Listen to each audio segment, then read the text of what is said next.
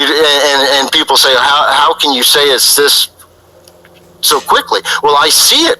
I can see it. Right now, I can see it. So I'm going to go ahead and express to you my witness by seeing it, because this is what they're presenting to me, and they're asking me to witness to it, right? Because if it for some reason falls before my eyes or into my ears, I have to then either keep it in my temple. If it's true, I have to keep it there.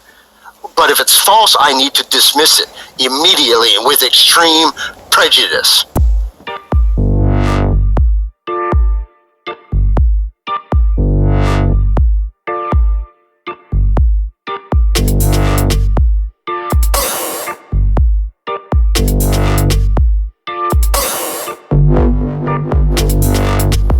You can't serve two masters. You were told that. Why is it that you were told that? You were told that because it's true. That's why.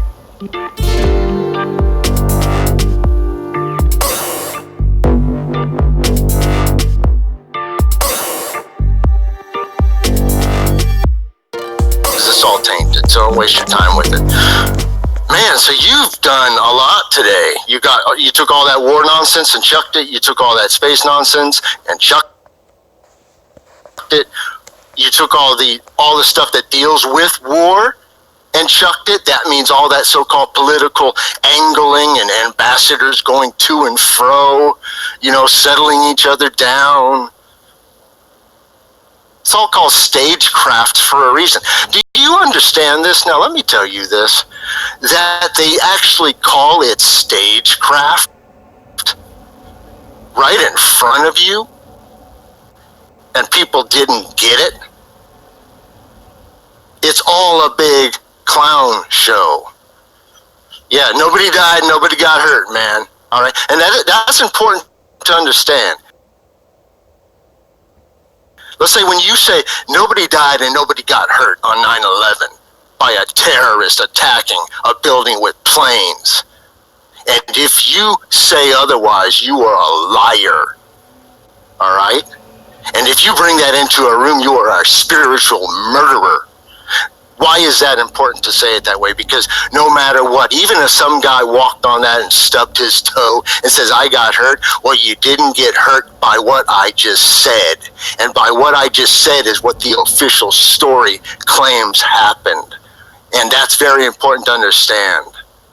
Words mean things.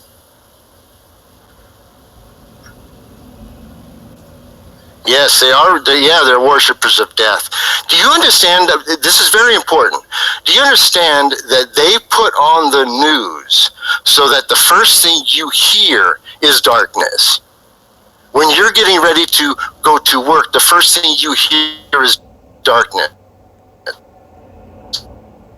And when I'm in violence, so you are brought into the temple of darkness from the first early morning.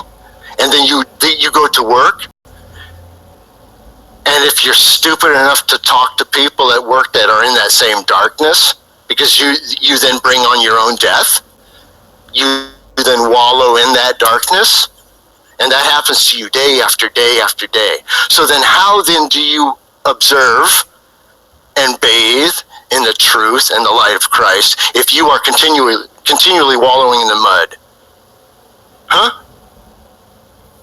You can't serve two masters. You were told that. Why is it that you were told that? You were told that because it's true. That's why.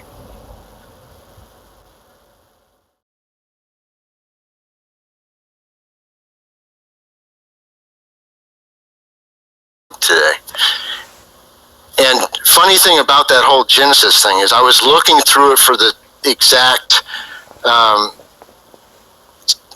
instant that man decided to go to war against God and his creation, meaning herbs bearing seeds, fruit bearing seeds of its kind,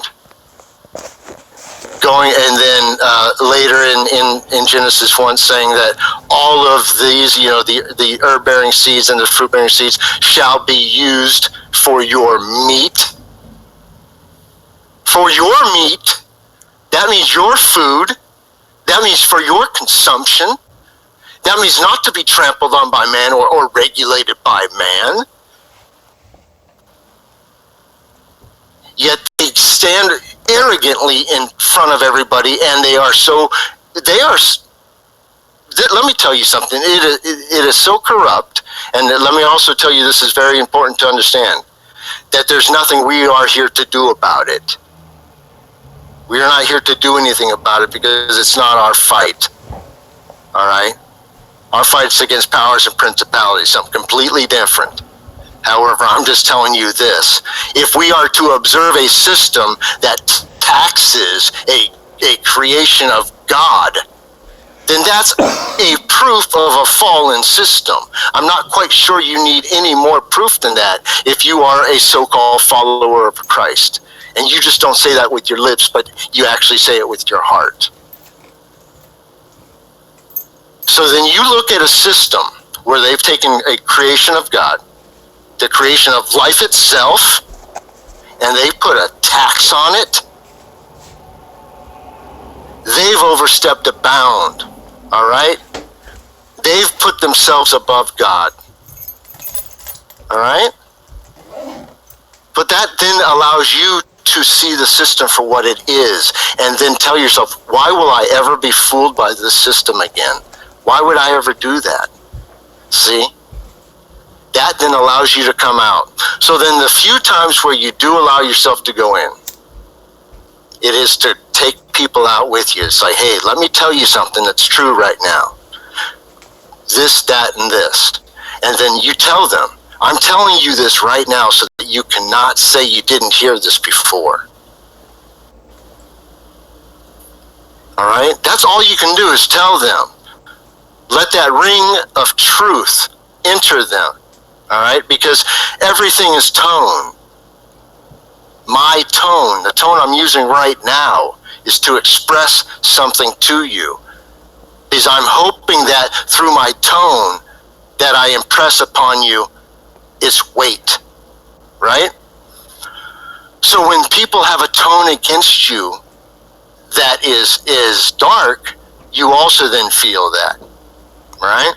It's all about tone and tune.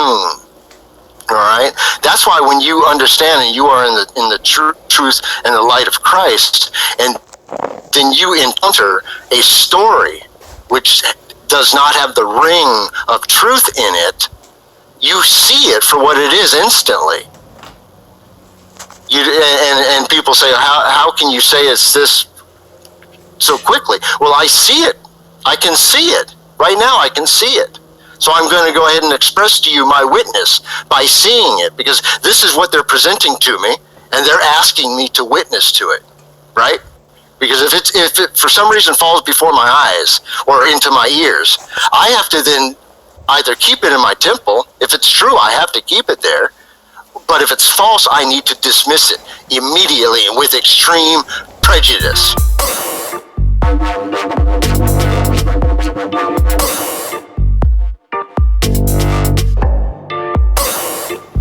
And that is why when they put a story out, I instantly see it. Or if I even hear it, if somebody's in a line at a store and I can't help but hear it, because I don't have that service in my actual living space. But it's like you can't help with people talking and everything. So as soon as I hear it, I stop. I said, did you see that? And are you witnessing to that death?